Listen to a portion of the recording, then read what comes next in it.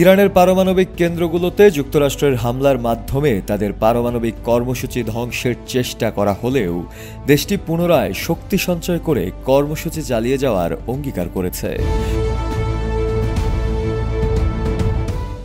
একমাত্র smart city Bashundhara, আধুনিকতায় এক ধাপ এগিয়ে। গত 22 জুন যুক্তরাষ্ট্রের B2 মডেলের স্টেলথ বোমার বিমান ইরানের ফর্দো, নাতানজ ও ইস্ফাহান পারমাণবিক কেন্দ্রগুলোকে লক্ষ্য করে বাংকার বাস্টার বোমা নিক্ষেপ করে। হোয়াইট হাউসের সংবাদ সম্মেলনে মার্কিন প্রেসিডেন্ট ডোনাল্ড ট্রাম্প দাবি করেন ইরানের পারমাণবিক কর্মসূচি পুরোপুরি ধ্বংস হয়ে গেছে এবং তেহরান আর এটি চালু করতে পারবে না।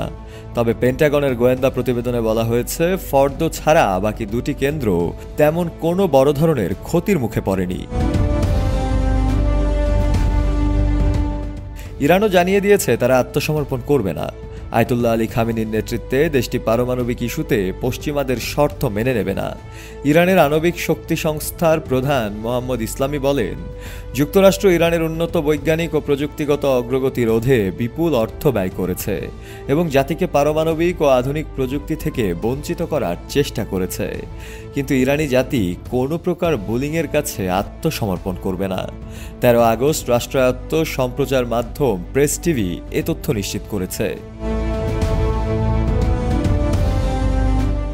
এর আগে জুন মাসে টানা 12 দিনের অভিযানে ইসরায়েল ও যুক্তরাষ্ট্র ইরানের সামরিক ও পারমাণবিক স্থাপনাগুলোতে হামলা চালায়। এতে 3টি পারমাণবিক কেন্দ্র ক্ষতিগ্রস্ত হয় এবং কয়েকজন পরমাণু বিজ্ঞানী নিহত হন।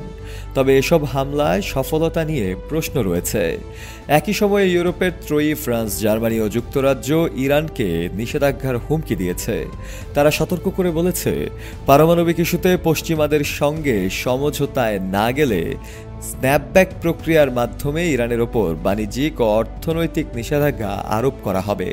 পশ্চিমাদের মূল শর্ত হল তেহরানকে ইউরেনিয়াম সমৃদ্ধকরণ কার্যক্রম বন্ধ করতে হবে। কোনোভাবেই ইরান পারমাণবিক শক্তিসম্পন্ন দেশ হতে পারবে না। তবে ইরান বরাবর দাবি করে আসছে তাদের পারমাণবিক কর্মসূচি শুধুমাত্র বেসামরিক খাতে ব্যবহারের জন্য। তবে পশ্চিমারা এই দাবি মানতে রাজি নয়।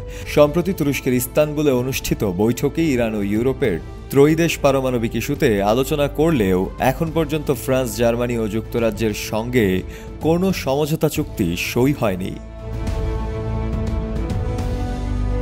শফি আল মাওলা, কালের কণ্ঠ।